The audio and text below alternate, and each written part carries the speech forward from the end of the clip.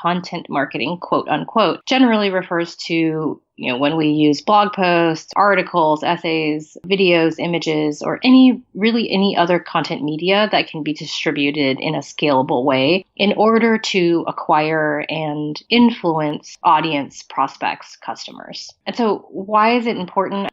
Even if blogging, for one example, is less effective than it was 10 years ago, content marketing itself is still incredibly important, not just because, and I'll say it a third time, not just because content forms the backbone of all marketing, but also because it gives you multiple formats and multiple channels in order to reach your audience and demonstrate your business value to them.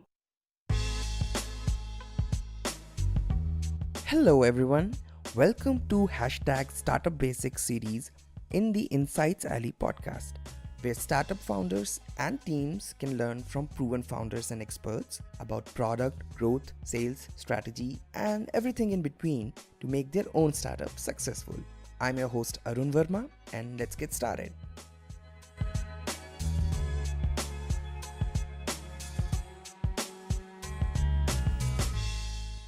In today's episode, we will talk to Susan Su, who is the former head of marketing at Reforge and also a former venture partner at 500 Startups, advising portfolio companies on content and marketing and much more. We will talk about everything related to content marketing for early stage startups, its definition, importance, content creation, content distribution, ROI, and basically how to just get started. So here is the episode. Hello Susan, welcome to Insights Alley, and thanks a lot for taking out some time for doing this. Really appreciate it. Thanks for having me. So Susan, would you like to start with telling us your story in brief from your early career to 500 and Reforge, etc.? Yeah, absolutely. I started out in tech actually at Google. It's my biggest company job that I ever had, working on localization project management for its geo products, including Google Earth and Google Maps. And then eventually I realized that I really wanted to go smaller and work in a startup. I was pretty young at the time and had kind of caught the startup bug. And so, I went through a series of startups, getting kind of smaller every single time until I was at a very early stage startup called Inside Network that was we sold research and data services to app developers and to investors and bankers that were interested in the Facebook and social app ecosystem and the mobile app ecosystem too, I should say.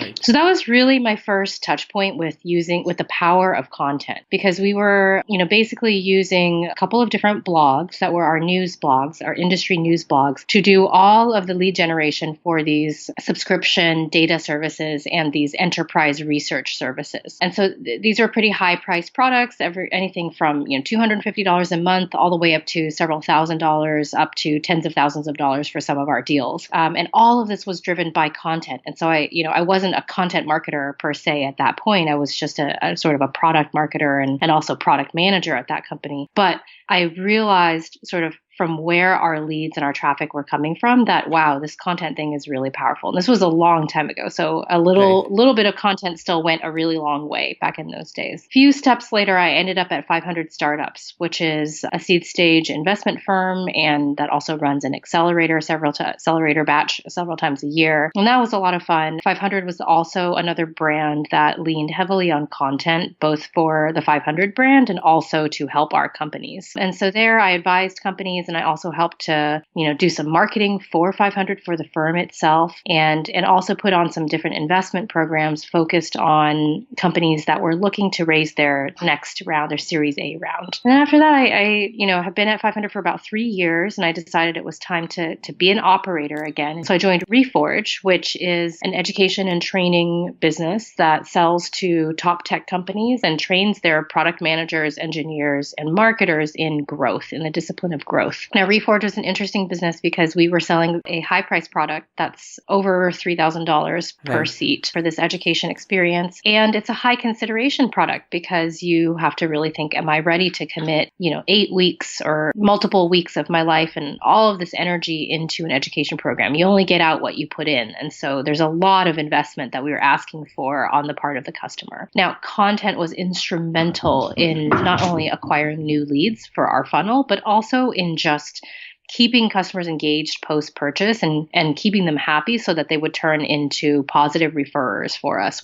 and repeat purchasers, I should say also, which all turned out really well for Reforge. But again, I have to say content was really the foundation for that. And yeah, so I'm really happy to talk to companies today about early stage content. Right. So let's start with today's topic. It is said widespread, obviously, content is king. So how and why, and what does it even mean by content marketing, and why is it important? Yeah, definitely. I think to take a step back, most people would agree that all companies need marketing at some point. Maybe in the very beginning, they might not need marketing. They're a Dropbox and they're just naturally viral or what have you. But eventually, all companies need marketing. Stemming from that, it's good to keep in mind that all marketing is built on top of a foundation of content. So I personally think that the term content marketing is a little bit misleading just because it's, trying to say that it implies that some marketing doesn't have content as part of it, which is not true because all marketing is built on top of content. But that said, in common usage, content marketing, quote unquote, generally refers to when we use blog posts, articles, essays, videos, images, or any other content media that can be distributed in a scalable way in order to acquire and influence audience, prospects, customers. And so why is it important?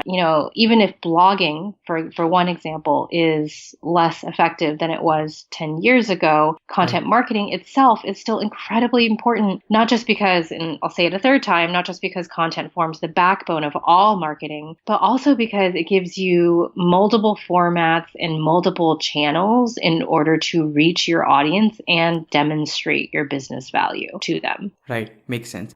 Susan, when do you think it's a good idea to start thinking about content marketing, especially in a very, very early stage SaaS startups? And also, how do you identify that moment?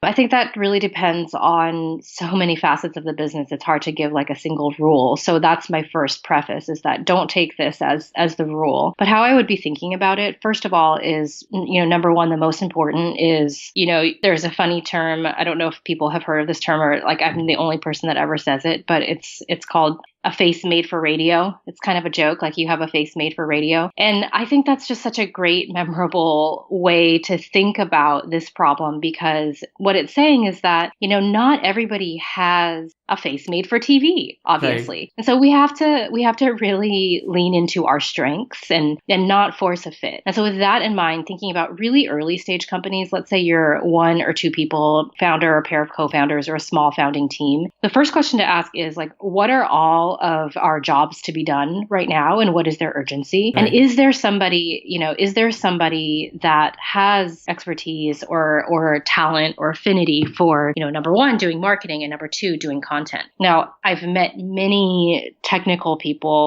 founders who are extremely talented at storytelling and extremely talented at maybe even talking on video or writing or, all of these different formats that content can take. And so I think that's really great. It's also looking at, do you have that competency somewhere in your existing team? Number two, how urgent is your need to start marketing versus your need to build product or your need to fundraise and just whatever the other priorities are in your business? So I think those are kind of like the pre-questions that you would ask.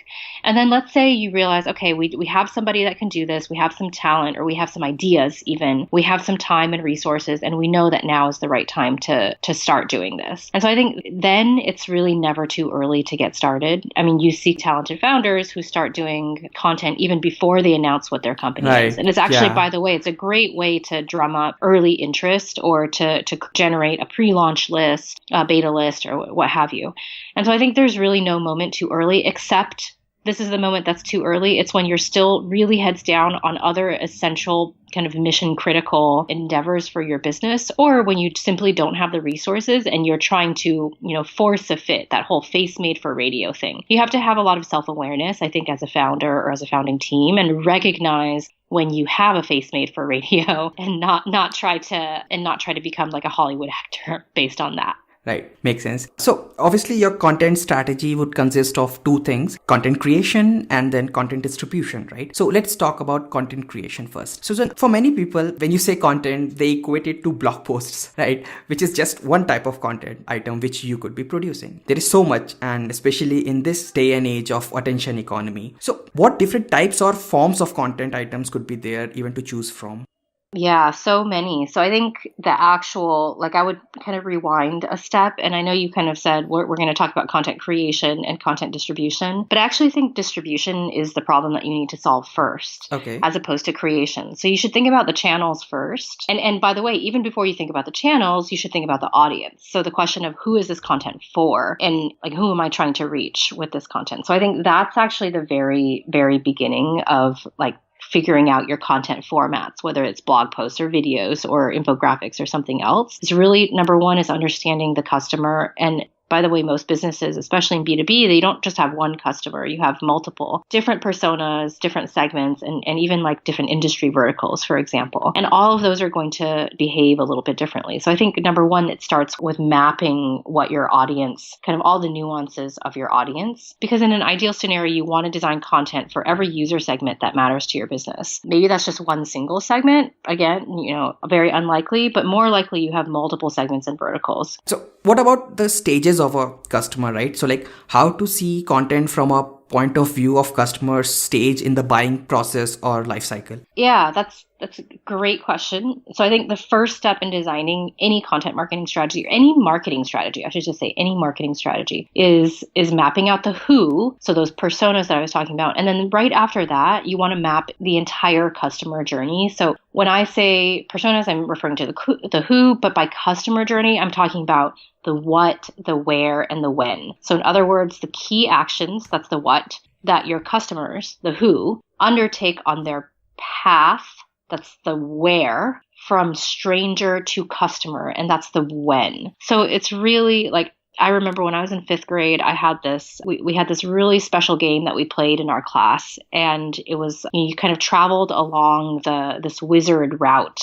And there would be, every week you'd have to do different kind of challenges, like pass a spelling test or do a math test. And if everybody in your team passed, then you would move on to the next kind of milestone on the map. It was a really, really fun way to, get kids to do all this work, of course, and to do learning, but also to give learners a sense that, okay, there is a path and I'm on a path. I'm not just randomly learning stuff for no reason. It's all kind of threading together and I'm headed somewhere. And so I think for customers, that's the same thing. And number one, you need to understand what that path, you have to design that path. You're the architect of that path because you have to lead them from whatever their starting point is to your desired ending point, which is like a happy, referring, retained customer. And then content is really like all, if you want to take the metaphor even further, content is all of those like signposts along the way of that path. It's all of the things, let's say you're designing this beautiful path and you want to put some lights over here, you want to put a bench over there, you want to put so content is all of those items. And content can be,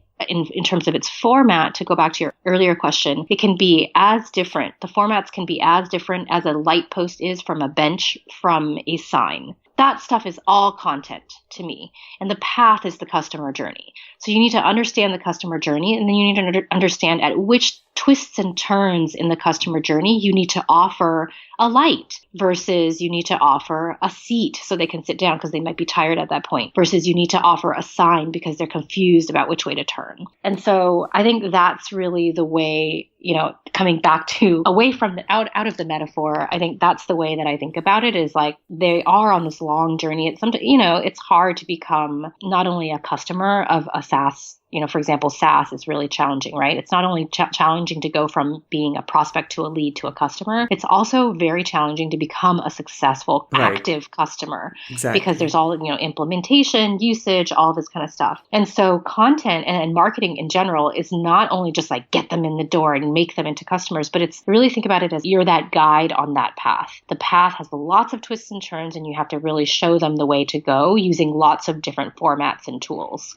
Makes sense. And for listeners who are expecting that answer of what type of content, so I dug very good answer from one of your talks only, which is like blog posts, video, infographics, webinar, web series show, slide deck, course, podcast, research report, white papers, case study, magazine, your own book. So I guess you just need to pull the levers of your imagination.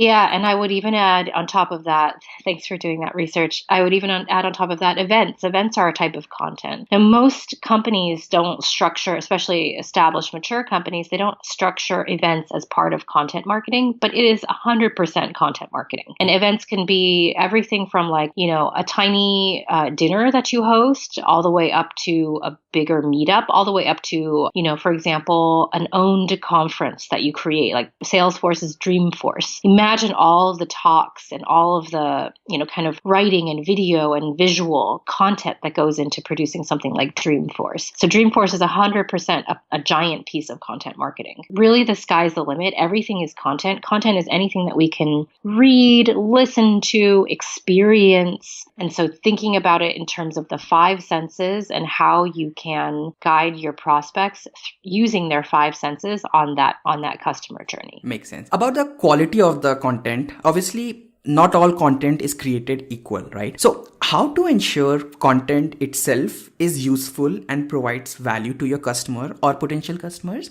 and it's just not a blatant or heartless advertisement of your product or some sort of. First of all, is it even important? And if yes, how do we ensure that?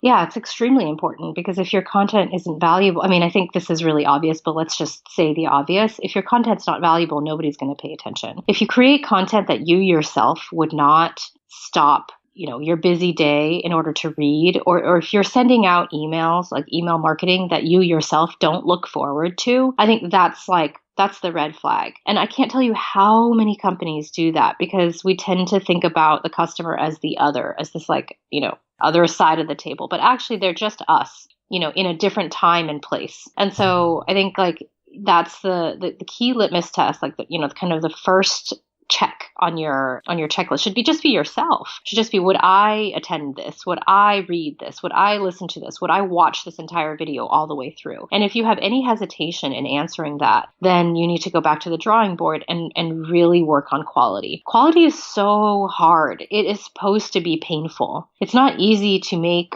a viral blog post. It's not easy to make a video that people love and want to share with other people. Right. It's actually really, really, really, really hard. And I think that's, another point that I want to, really make here, and not to scare people off, but content is expensive. It's right. Expensive in terms of time and effort, both to create and to distribute. And so while I think there's no moment too early to start experimenting with content, I also think that, you may not see the returns on that expensive investment as quickly as you would for example, I've run paid campaigns before, and it's just the contrast is amazing. You see leads coming in instantly right. as soon as your campaign goes live, right? Leads or customers or whatever is your core thing that you're after. And I think you cannot compare content to direct response paid channels. It doesn't convert in the same way, and it's a much longer tail. Sorry, I shouldn't say tail because that's confusing. It's a much longer journey to value, but I think again it can be an extremely rich way to deliver that value. So let's take a quick example. I know that we're mainly talking to B2B companies today, but let's just kind of switch that up and say, for example, you're a consumer e-commerce company. Because everybody can relate to this, right? It's an easy example. Let's say you're Chewy.com, which is a pet e-commerce that sold to PetSmart, I think like a year or year and a half, maybe 2 years ago, for $3.35 billion.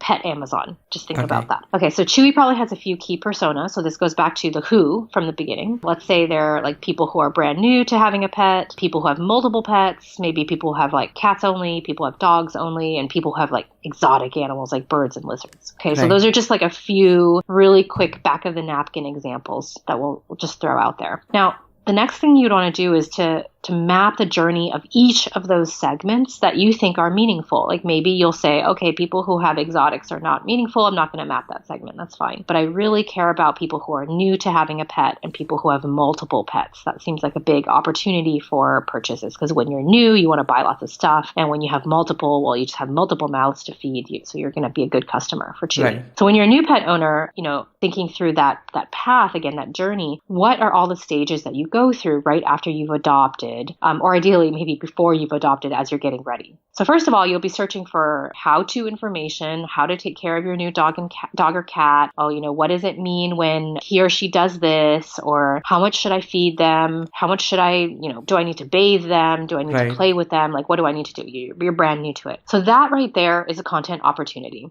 Chewy, in that case, they could be doing videos, they could do blog posts, they could do social media campaigns. They could even do, for example, let's say they want to do like local content marketing. They could do in-person, workshops or meetups for new pet owners. They could partner with adoption agencies in order to sort of continue to create new channels for distributing their content. And the content of their content marketing would talk about everything that you should be thinking about when you bring a new pet into your family. So it's very educational, because at that stage, the main problem that a new pet owner is trying to solve is, I don't have any experience with this. I don't have information. And so education is a really great way to go, and not even product specific in education, but like problem specific education. Now, when I say problem, obviously having pets isn't a problem, but it's just, that's like the new challenge in their life. And so to your question about how do you deliver value? Well, first you speak to the problem, and you have to understand for each individual segment and each individual stage what the problems are. So people who are new to having a pet, their problem might just be like, okay, I don't know anything.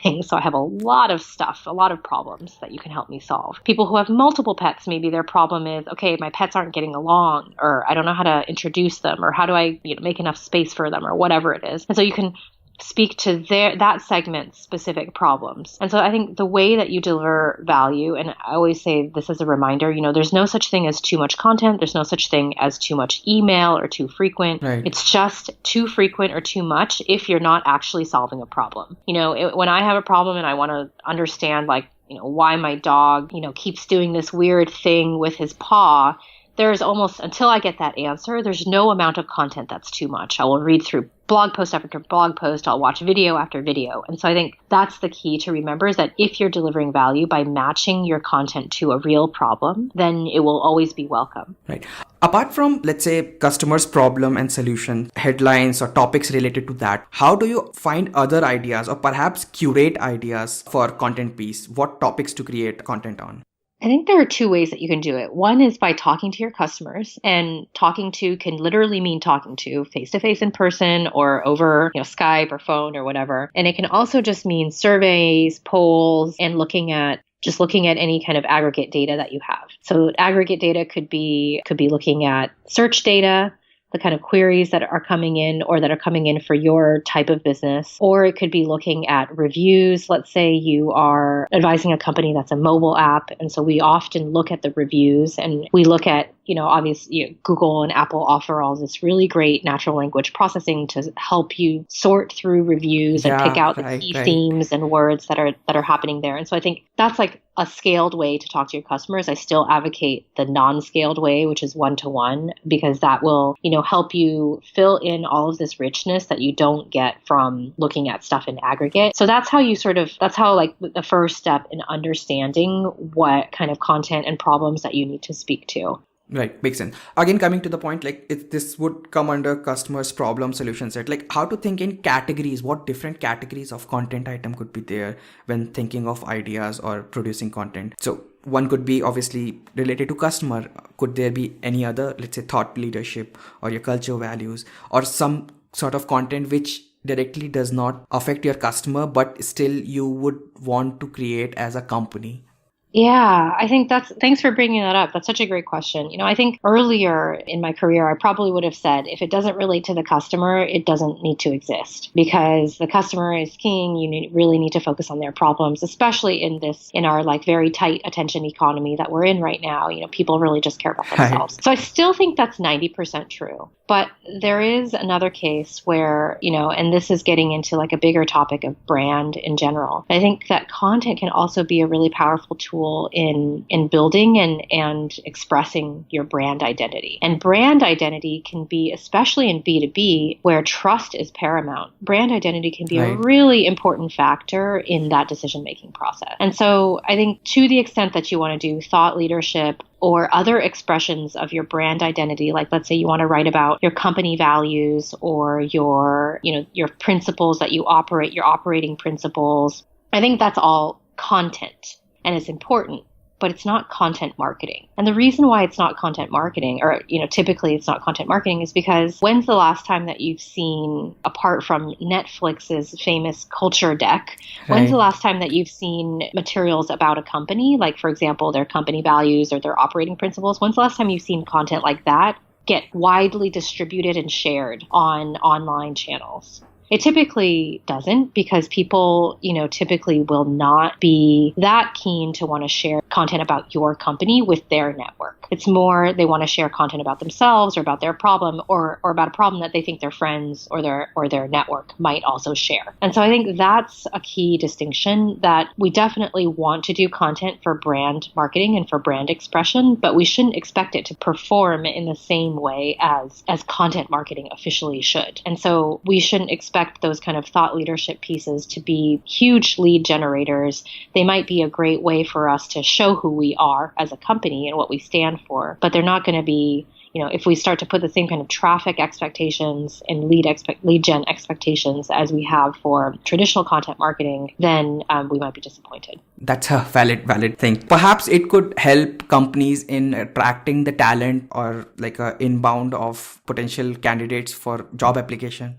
I think it's absolutely. So, it's all your other stakeholders, whether that's like prospective candidates for your company, all the way to investors. I think those are really important constituents that just aren't customers. And content marketing is very customer facing. Right. So like setting the right expectation with your content is very, very important. Makes sense. Absolutely. How important is naming or the headings in the content piece in all this? Like any quick inputs on how to do that? Yeah, it's really important because, again, like this is talking about distribution before we talk about distribution, but you have to think about, is there sort of content channel fit? Is there a fit between the content that I'm creating and the channel that I want to distribute it on? So like if a tree falls in the woods and nobody hears it, well, then no customers are going to come and, come after that tree, whatever. Right. The metaphor doesn't work, but the point is that the distribution channel defines not only the format of content, you can't publish a blog post on YouTube, but it also defines sort of every aspect of what that content should come out looking and feeling like. So you want to understand Facebook versus LinkedIn for trying to distribute content on Facebook versus LinkedIn. They're both kind of like these social network type news feed formats, but they're slightly different. And so that's going to inform the way that we do our titles and the way that we do our initial preview text and the way that we do our image, all of that stuff. And there also, by the way, there are norms for every channel. So, LinkedIn has kind of community norms that are different than the community norms on Instagram and Twitter. They sort of each have their own language. And so when we create content, including the title or the image or really any text, we don't want to just like think about ourselves, think about what we want to create, and then just like blast it out there across all the channels. We really want to tailor it for the channel that we want it to succeed on. Right. Makes sense. What do we mean by repurposing or repackaging your content that you have already created? So like, what do we mean by that and how do we do that? Yeah. So as I mentioned earlier, it's a ton of work to create content. Right. And so if you're going to do all of that work, you want to make sure you get as much mileage as possible from that content. So every single piece of content can always become at least 2 or 3 more pieces. Let's say you write a long form essay, you write a long form blog post. Well, that could also be a shorter blog post. That could be a tweet storm. That's like works really well right now. If you turn your long form post into a series of tweets in order to distribute those same ideas and concepts, but tailored more for the Twitter channel. Just share out your link to your long form content. How many people are actually going to click the link? Maybe not that many, but if you share it as like actual tweet update in a tweet storm format, how many people are going to ultimately consume that content? A lot more. And plus, by the way, people can engage with it. People can reply to you and create more reverberation around your content. And so that would be like one way of getting more mileage out of that long form blog post. Let's say you decide, hey, YouTube is a really, big opportunity for us. We want to start generating a following or generating even leads or influence on YouTube. So you could take that same long form blog post and turn it into a video script. And you could do a video out of it. You could do a talking head video. You could do a voiceover sort of webinar video. Oh, and speaking of webinars, by the way, you could turn that same long form blog post into a script for a live webinar around that same topic. And so on and so forth. You could turn it into an infographic if it's really data heavy, and you can get other people to to write about your long form, original concept if it's in image format. So there's lots of like different creative ways that you can do. I think what it really comes back to is what is the customer problem and what is like the core solution that you're proposing for that problem. And then like, okay, how are all the different ways that I can tell this story for matched to the distribution channels where I see opportunity. Right. Makes sense. Another strategy in thinking around this would be to understand where do your prospect customer or potential customers hang out, where do they consume the content online, right? Then you can go onto those channels and produce the content fitting for those exact channels. Yeah, absolutely. Exactly. So, for example, we talked about Chewy.com earlier. You might not want to share your Chewy.com, if you're a business like Chewy or like, let's say you do like baby shoes or something like that. You might not really want to invest too much in white papers on LinkedIn. Right. But if you're Okta, which is a company that builds identity management tools for big enterprise, you probably wouldn't create a content strategy that relied on posts and stories distributed on Instagram and Snapchat. And so of course you need to understand who is your like the who, and then what is their journey, like what are all the pit stops along that journey, which are the places that they're hanging out in order to find information and solve their problem. Yeah, perhaps we would be seeing VR and AR forms of content very soon. Oh, yeah, for sure. And I think there's, a lot of opportunity there to both be spammy and annoying, and a lot of opportunities to really tell a story in a more innovative format. Right. For this podcast also, I kind of repurpose it and make a YouTube video out of it. Oh, that's great. Yeah, exactly. So there you go. And you could repurpose this and make a blog post out of it. Exactly. Or you could repurpose this and make a bunch of social media cards with, single quotes or like one or two sentence takeaways out of it. You could even repurpose this all together. Let's say you have like 100 of these episodes and you could make a book out of it. Right. That's a very good strategy. All right. So we covered content creation with much details. Let's talk about marketing of that content, or a better term would be content distribution. So my question is, what do we mean by content distribution? Like a very simple layman's term. Yeah, so content distribution is just quite frankly marketing the content, the marketing part of content marketing. You can create content, but if you don't find a way to get in front of people, then it's not going to get you any customers. And so that could be via sharing, that could be via paid promotion, that could be via SEO. Those are all different ways that content gets distributed. And what channels founders could be utilizing for content distribution? I mean, this can get very overwhelming very fast. So how to think around this? What channels to choose from? Yeah, so the channels that you should choose are just basically where do you have the most customers. So it's the same exact as if you were doing a paid strategy. Let's say you're trying to acquire, I know this is not the case for B2B SaaS, but let's say you're trying to acquire 18 to 24-year-olds for like a new direct-to-consumer like sneaker brand. In that case, LinkedIn is just not going to be an interesting distribution channel for you. And maybe search is not even going to be an interesting distribution channel for you, because you have to think in the mindset of that 18 to 24-year-old. Right. Is she or he like searching for the sneakers, or are they like looking to their friends? Are they looking to like fun social media channels in order to look for new products and brands that they want to try out? So I think that is really like everything. I keep saying it, but it really comes back to the persona, especially for distribution channels. So I guess obviously social media channels, Facebook, Twitter, Instagram, LinkedIn is obviously great channels for any type of product and startups. But for B2B, it could be content platforms like Medium, YouTube, your own blog, and community-based platforms like Quora, Reddit, inbound.org, growthhackers.com. Any quick tips and advice on how to think around this? Well, one thing I'll say is that the channel needs to match your brand as well. Okay. So for example, Growth Hackers is really great for like kind of more casual businesses. But let's say you're an Okta or you're, Adyen, which is a payments processor. Like, I think it would be unlikely that the kind of C-suite buyer that those companies need to speak to would be checking growthhackers.com, because if you're a CIO or CTO, you're just not on that site. It's nothing wrong with Growth Hackers, nothing wrong with the CTO. It's just not really where they're just not hanging out together. And so in that case, that distribution channel, it might get you a lot of traffic or clicks, but it's going to be unqualified traffic.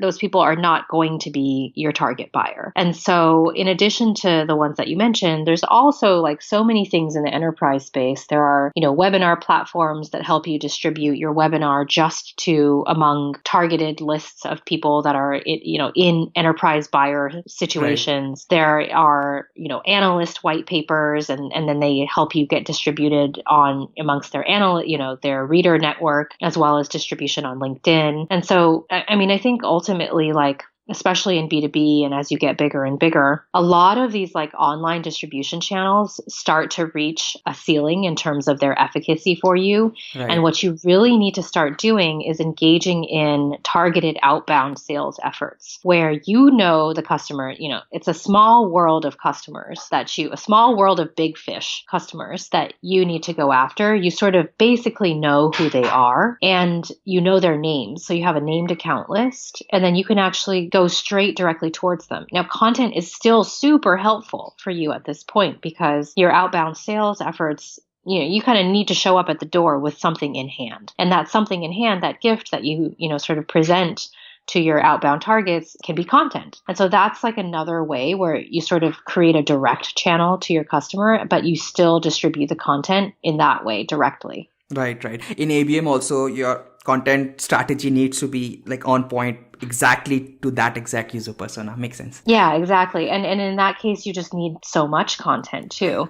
Right. And now we're getting a little bit outside of like the domain of traditional content marketing and more into like, okay, is this product marketing? Is this demand gen? But overall, I think the point is that content can be distributed also via your sales reps. Right. Makes sense. Circling back to the traditional content distribution, one interesting thing I've seen being used is using hooks or anchor points for your main content, right? So an example would be using stories in Instagram and YouTube also now, which routes the user to the main content piece by swiping up. You guys in Reforge also used to put up short videos talking about the Reforge brief, and then obviously user can read the actual Reforge brief by going into that given link. Any other such interesting tactic or a key learnings advice from this exact thing that you guys did in Reforge?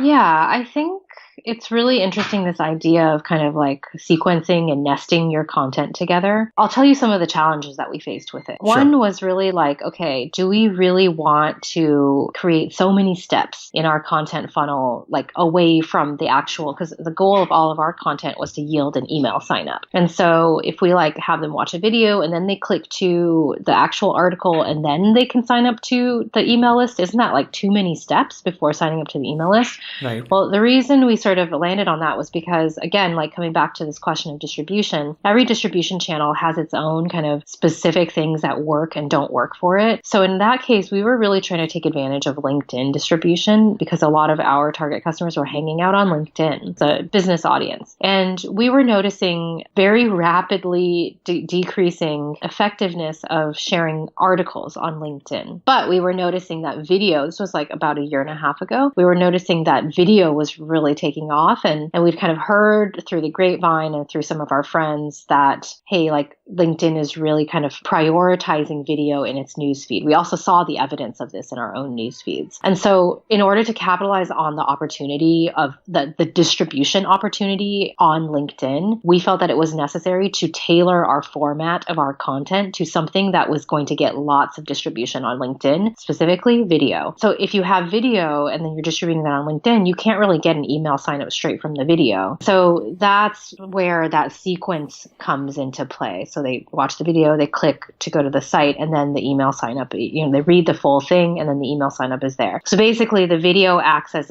like an introduction or a hook, like you said, to a slightly longer written piece, which, if they consume it and are happy, then the email sign up is there. Awesome. That's interesting learning. Okay, so let's talk about content sharing on social media and content resharing on social media. What is the strategy here? What and why and how do we do that? So content sharing is so hard these days. I think that people are a lot less keen to I don't know how old people are here who are listening, but like back in the very early days of social media, people just didn't really know how to use the channels. And it was easy to get people to, nobody was shy. People were sharing all the time. They're like engaging all the time. And now I think people are a lot more reticent to engage with content on social media. And so in order to get a share, there really has to be a very strong incentive, right. And understanding what the user incentive is, or, what the audience incentive is to share something, whether, what is like that selfish need that it speaks to? Does it help them show off? Does it help them kind of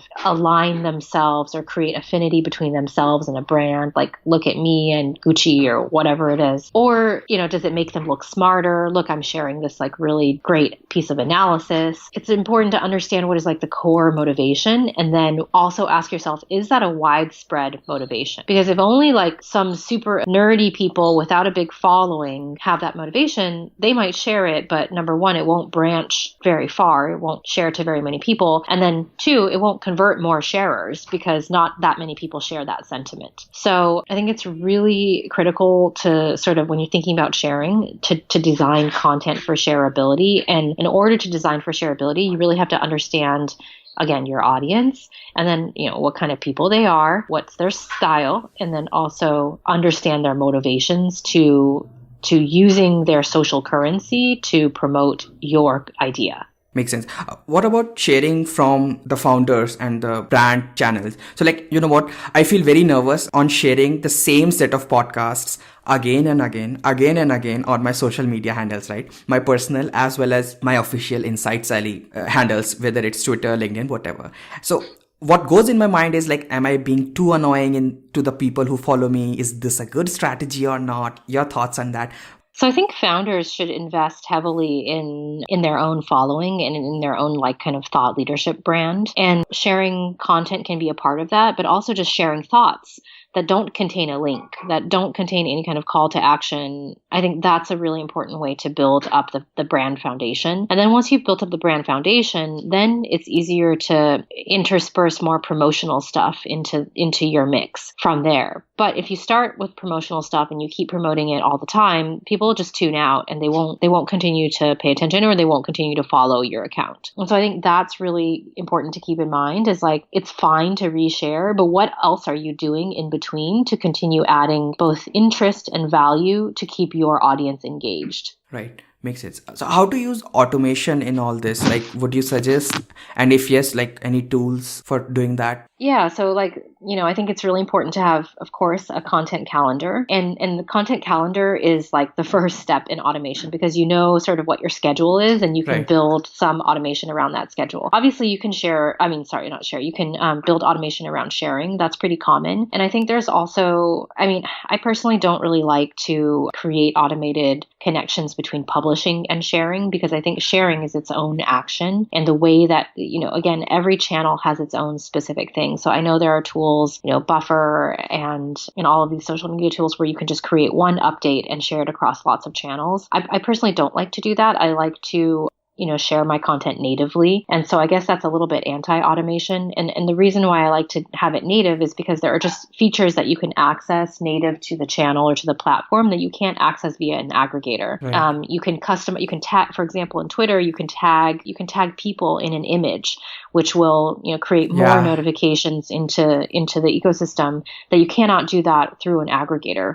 And so I think like just really tailoring all of your content that you share just to the channel to make it super successful on that channel, it requires a little bit more attention to detail, and it's a little bit less automatable, but I think you get better results. Obviously, things that you can automate are just, if you want to reshare content later, let's say you want to reshare content later, maybe that doesn't require quite as much care as the first share, or maybe it does. It's kind of up to you to decide how important that is. But I think the first step is really building out that calendar, and then thinking about like, what are the steps that I can do by hand and what can I absolutely not, and therefore I need to rely on tools to help me automate. Right. Makes sense. So then let's talk about being data driven, or perhaps data informed in your content marketing strategy, right? For early stage startups, your main goal is to not let your startup die in the first place.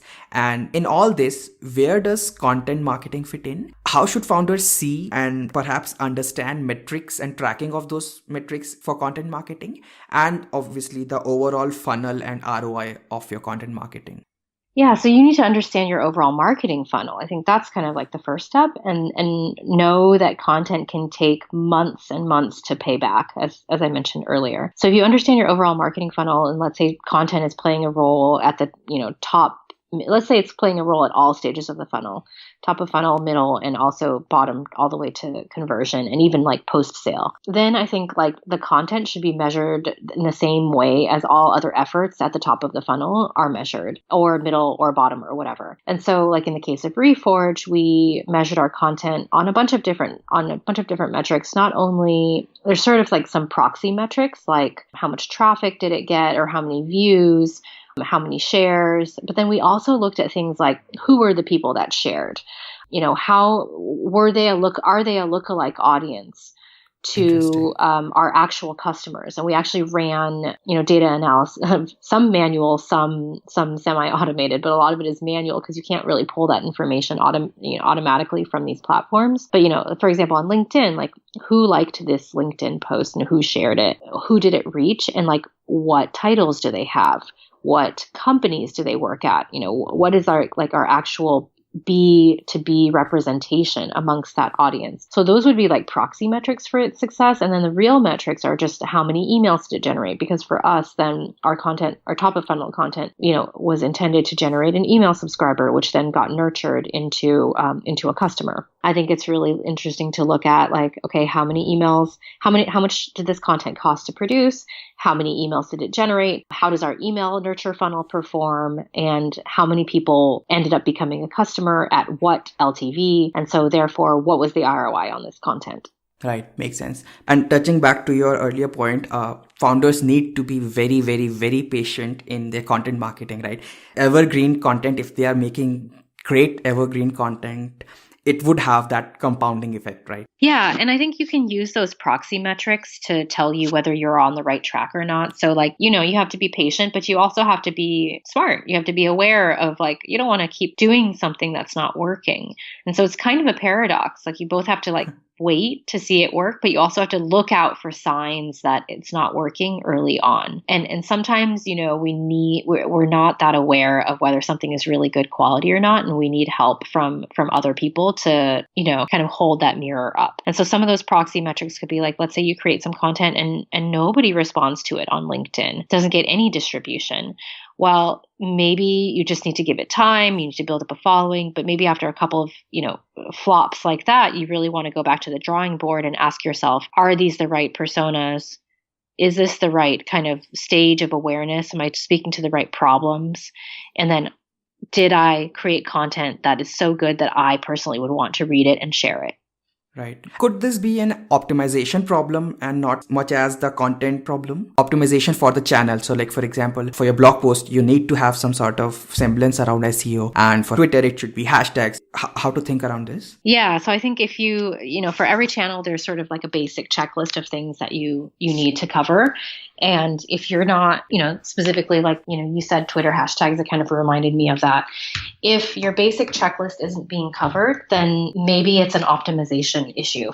But let's say you've covered all the basics and you think you're doing everything that you're supposed to. You put your hashtags, you did all of you're following the same format as other successful looking content is following, then it may not be an optimization issue and it may be more of like a core quality issue. So I think it's looking at, you have to sort of do that level of diagnosis to see like, did I follow kind of the simple checklist? And if so, where else could the problem lie? Maybe it's higher and it's closer to the root. Right. That actually makes sense. Also, since it's going to be a long process and you kind of navigate through and be in the right direction, how would you advise founders to make at least a cadence for this whole process and maintain a consistency in it? Yeah, that's such a great question. So consistency and cadence are really... Well, I don't know, actually. I've changed kind of my opinion on this over time. I was going to say it's really important for a company, but I've also seen people succeed without a consistent, kind of regular rhythm to their content. I think you should it's so hard to create content anyway. It's great to create regularity because then people know what to expect. And, a lot of marketing is just repetition. So you get that repetition element. But if you can't do that, the number one is quality and fit to the channel and to the audience. And then distant number two is regularity. If you can't get the regularity, then definitely get the quality. But you should never sacrifice quality and fit in order to meet a schedule. Obviously, that makes sense. By the way, who writes this or create this content? You earlier talked about if the founders are a good fit for doing that. So should founders do it or should they hire freelancers, or pros and cons of both strategy, how to think and decide around this? I think it depends on what your content is for. So for example, if you're sharing, thought leadership content on LinkedIn about a really challenging topic, you probably do want to have some more executive voice in that. But if you're creating content for the purposes of SEO, then you could probably hire a small team of freelancers to create a high volume, because SEO really only works at volume, a high volume of content based on, specific guidelines that you define that will work for search optimization for your business and your terms. So it kind of depends on again, the channel and also, what purpose that content is serving. So typically when you have people come in through search, they're going to be probably a little bit further away from being ready to buy. They're still in the consideration process and they're doing all their research. You may not need to have your founder's byline on every single one of those blog posts. And in fact, it might not even be a good thing, because then it's why does this founder spend all his or her time writing blog posts? So I think you have to just sort of fit it to both the channel and also to how serious of a consideration point that represents. Right. Makes sense. Awesome. So then let's do a brainstorming rapid fire exercise. So let's assume there is a B2B SaaS startup in let's say a sales tech space, right? Now quickly, what exact topics for content would you come up with in just a few minutes? Let's say 5+ topics. And if you could please say out loud your thought process on coming up with these exact topics, right? So that we can learn from it. So we can assume any B2B SaaS startup, let's say in a sales tech space, and suppose they are building tools with AI and ML, which sits on top of traditional CRM tools for sales teams, right? So just curious to know, how would you go through and do this exercise?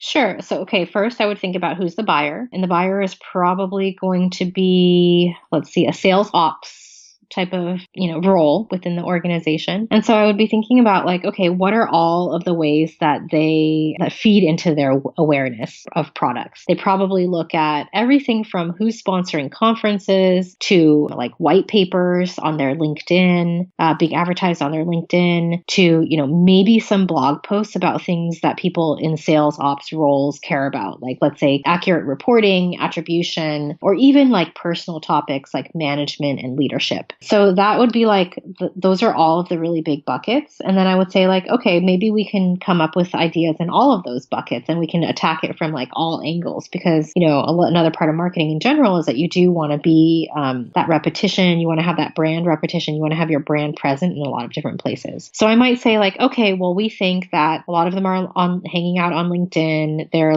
looking up prospects. They're helping their sales team look up prospects on LinkedIn. And so they're on LinkedIn anyway as part of their job. Okay, cool. So we're going to do some title targeting on LinkedIn, and we're going to, by the way, this is content, but this is paid promotion of content, because let's assume that they're not in your network, these people. So it's going to be very hard to reach them through LinkedIn organic only. If they are in your network, then LinkedIn organic could be a really great way to do it. But for something that's probably a little bit more personal, so maybe how to do better reporting, or how to do how to get your manager to notice you, or something that's kind of more to their personal concerns when they're they have their personal hat on when they're doing LinkedIn. But if it's, they have their professional hat on while doing LinkedIn, while they're using LinkedIn, it could be something more maybe how does machine learning save, how machine learning can increase accuracy in prospecting and decrease and increase, pipeline acceleration or something like that. And so these are topics that, again, I don't work in sales. I've worked with sales teams, so I don't work in sales, but I'm just guessing here. You'd have to do this research and understand the exact vocabulary that people use when describing their problems